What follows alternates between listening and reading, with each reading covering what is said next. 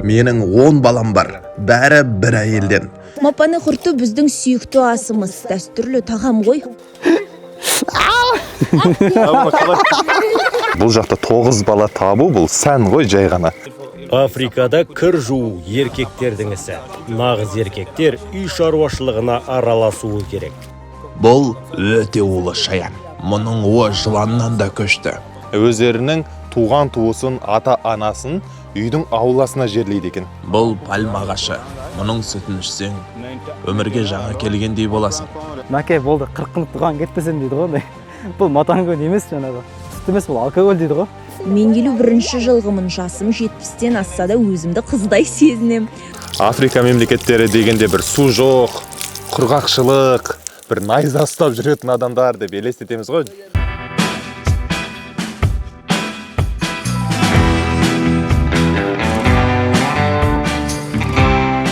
Ассалаумағалейкум жолаушыларым. Біз Африкадамыз. Дәл қазір Африканың ауылдарын көруге келдім. Бұл енді шалғайда, джунглида орналасқан адамдар. Қазір олардың күнделікті тұрмыс тіршілігімен бірге танысамыз. Арнаға тіркеліп лайк басуды ұмытпаңыз. Біз қазақтар сияқты мал ұстамаймыз. Оған икеміміз келмейді.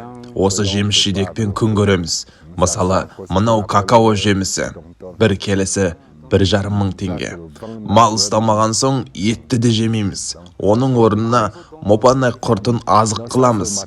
Не істейді бұл құрттарды? Жейді екен бұл құрттарды. Қуырам екен? Қуырып жейді екен, иә. Элапер,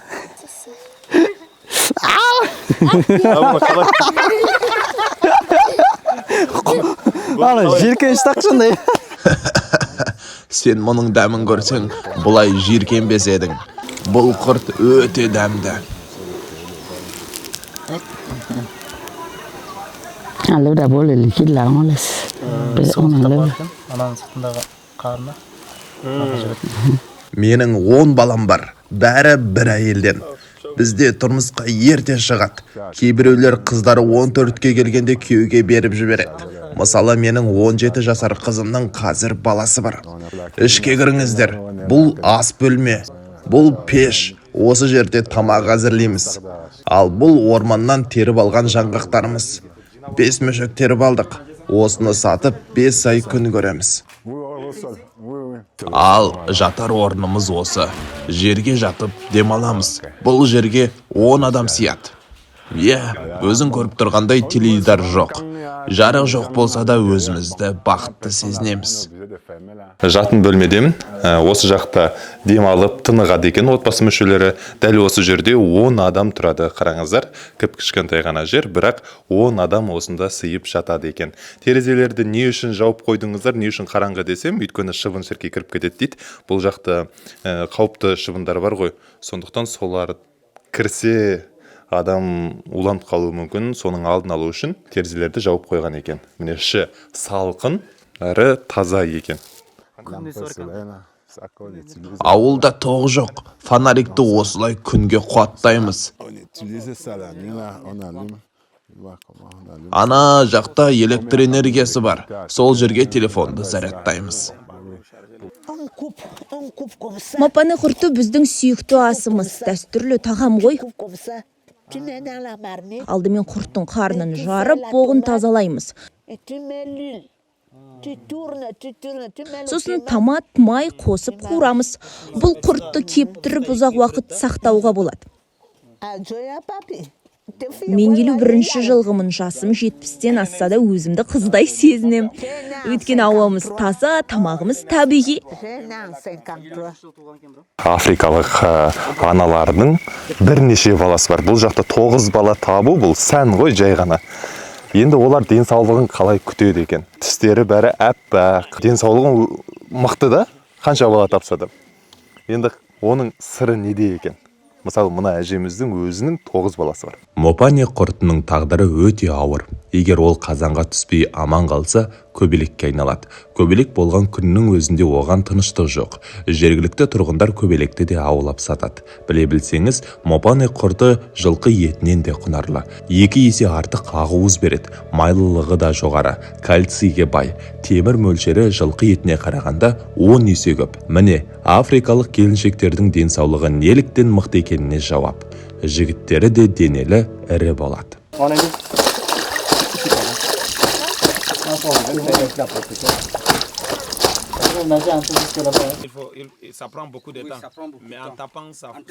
Африкада кір жуу еркектердің ісі. Нағыз еркектер үй шаруашылығына араласуы керек.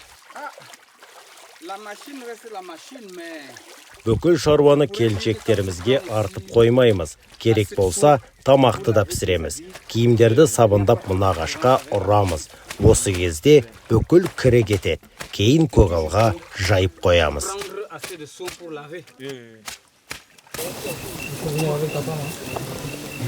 Африка мемлекеттері дегенде бір су жоқ, құрғақшылық, бір найза ұстап жүретін адамдар деп елестетеміз ғой.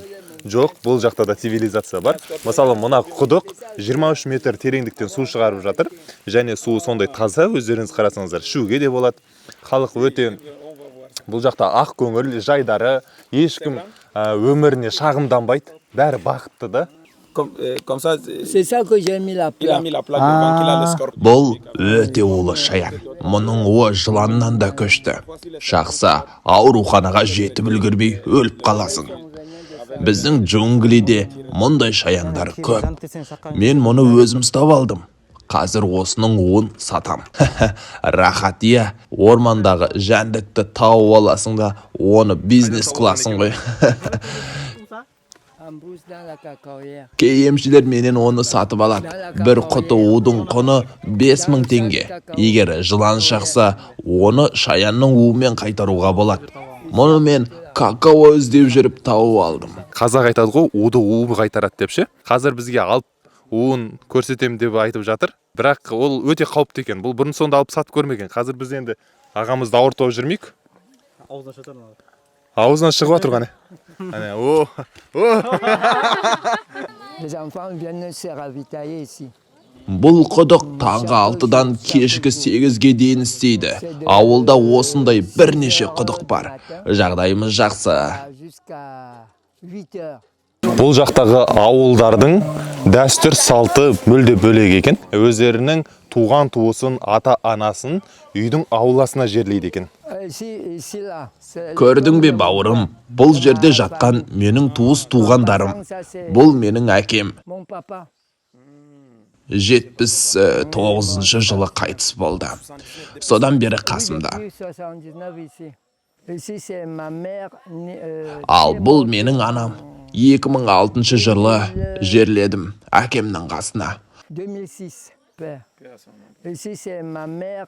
Ал бұл жатқан анамның құрбысы. Егер ата-анамыз бізден алшақ болса, біз оларды ұмытып кетуіміз мүмкін. Көз алдымызда болса, күнде еске алып дұға тілейміз. Сол себепті есік алдына жақындарымызды жерлейміз. Өзің ойлашы, кейін мен өлем, балам өледі, бәріміз осы жерге жатамыз. Немеремді де көндірем, кейін ол да өлгенде біздің қасымызға жатсын деп. Сонда әулетімізбен мәңгілік бірге боламыз.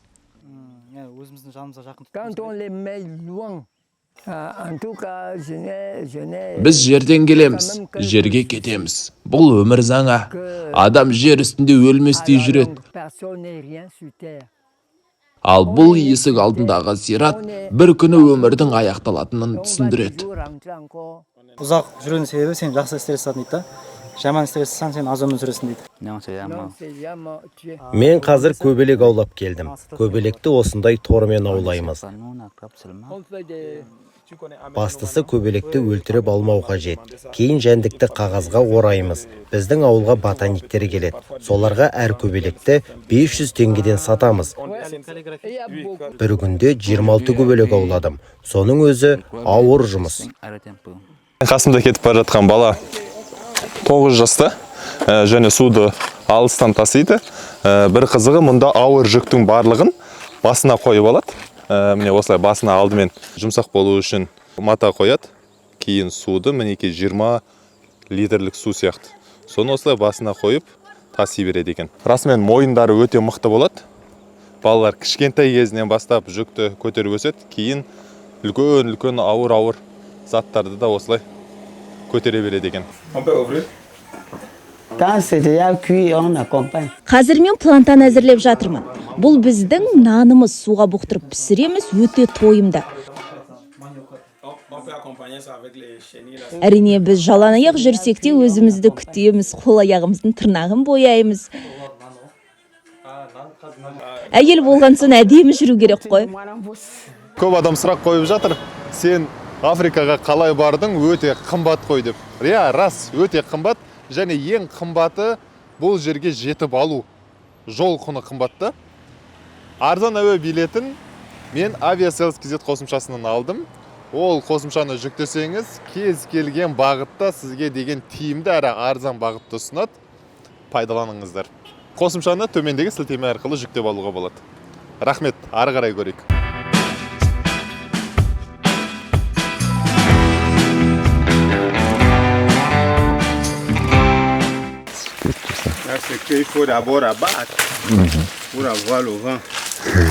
Бұл пальма ағашы. Мұның сүтін ішсең, өмірге жаңа келгендей боласың. Денеңді балқытып, мас айтады ғой шіркін. Мінекей, мұның суын ашытамыз, кейін сапырамыз, қант қосамыз.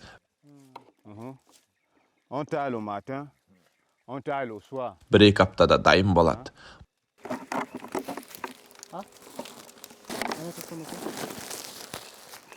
Мына қабығы фильтр ғой, ормандағы жәндіктер матангоны ішіп кетпесін деп, мөшекпен жауып қоямыз.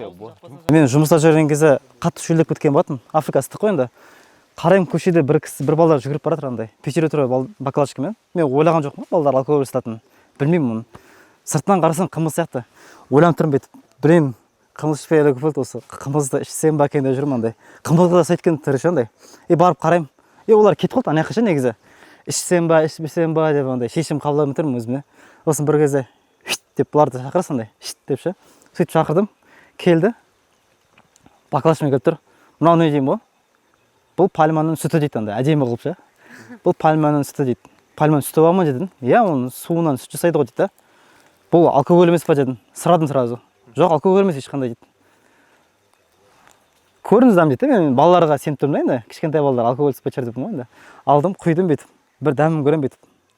Кішкене тілім тегізіп бетіп. Қышқылдап өлді. Что-то мынау қымыз точно мынау қымыз деймін андай. Алғанда ішіп жіберем. Ұнады. Тағы 2-3 боламын. Одан кейін қасында қазақ балағасын деймін. Типа такем это қымызда болдым деймін. Айтады тосын. Оның аты матанго емес па дейді. Матанго десем. Мәке болды, 40 күндік туған кетпесен дейді ғой ондай. Бұл матанго не емес жаңағы. Сүт емес бұл алкоголь дейді ғой. Деп одан кейін настроение түсіп құрсын. Мәссаған, бұл қазақ хандығының тарихынан да көне жасы үлкен ағашты көруге бара жатырмыз. 1200 жыл тарихы бар екен. Сонау Әл-Фараби замандарында дүниеге келген екен. Жолаушыларым, күнделікті күйбең тіршілікті ұмытып, бір сәт қиялға ерік беріңіздерші. Мына жердің дауысын тыңдаңыздар.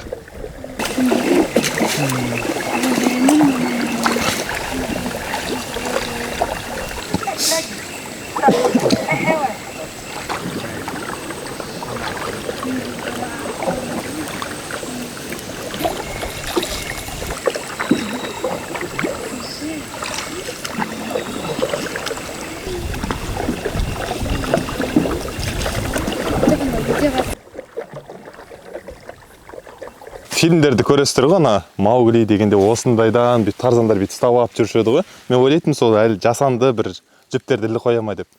Сөйтсем, расымен осындай ұзын арқан сияқты ағаштар өседі екен ғой. Мына жерде 3 адам тұр, бірақ ағаштың ені одан бірнеше есе үлкенді қараңыздар. Бұл қасиетті ағаш. Кезінде біздің ауылды француздар басып алмай тұрғанда ата-бабаларымыз аруаққа, рухқа сыйынған. Осы ағаштың қасында құрбандық шалған. Кейін француздар келген соң христиан болып кетті. Дініміз, салтымыз, тіліміз өзгерді.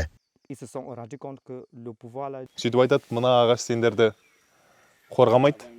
Одан да сендерді Құдай қорғайды. Ол Құдай міне христиан діні деген сияқты қып.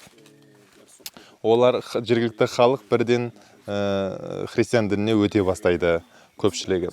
Дегенмен әлі күнге дейін рухқа табынатындар бар. Тіпті осы елдің президенті де рух күшіне сенеді екен. Сол себепті жергілікті халық оны қолдайды. Тіпті ол президентті осы ағашпен байланыстырады. Мына ағашта ұзақ жасайды, президент те ұзақ жыл тақта отыр. Тақта отырғанына қателеспесем 40 жыл болды ғой деймін.